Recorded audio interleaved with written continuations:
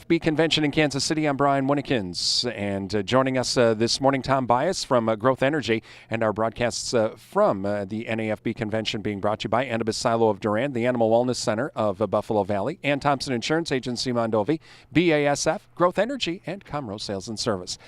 Well, Tom, let's, I guess, first talk about the recent election. Obviously, we'll have a Republican House and Senate. How do you think that's going to change not only renewable fuels policy, but even farm policy?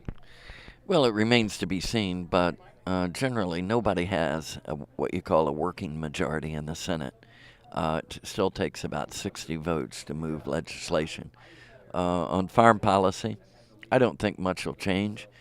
It's always, you always hear chatter about it reopening the farm bill, but generally never happens because it's such a big, comprehensive piece of legislation that it's very difficult to get enacted in the first place, and you'd probably end up in the same place as the bill that passed. So I don't think anything's going to change. On renewable energy policy, we didn't really lose any net votes in the Senate with the election, but the chair of the Environment and Public Works Committee definitely went from someone who was in our favor, Barbara Boxer, to Jim Inhofe of Oklahoma, who I think has a big interest in seeing our industry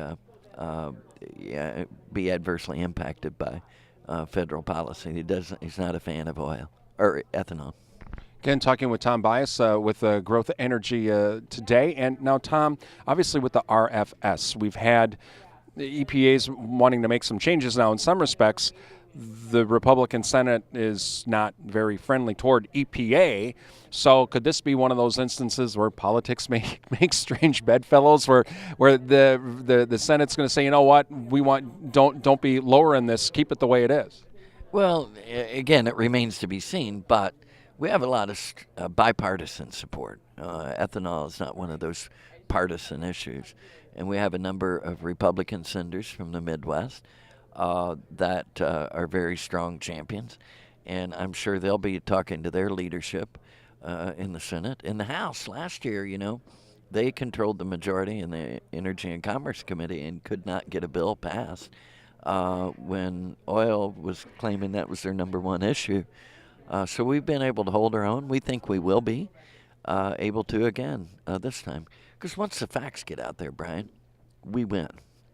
Yeah, there's a lot of made-up criticism of ethanol. I used to have a top 10 list of the most ridiculous criticisms I've ever heard. It's probably 1,000, the top 1,000 now. But they try to scare people, and there's just a lot of made-up stuff. But when the facts get out there, that's when we win, because the facts are on our side. We're a cleaner fuel. We're less expensive. We're better for the rural economy. We're better for jobs. We're better for national security. Look, the Middle East on fire again. How many times have we witnessed that story? So overall, people want renewable, clean, homegrown, very affordable energy.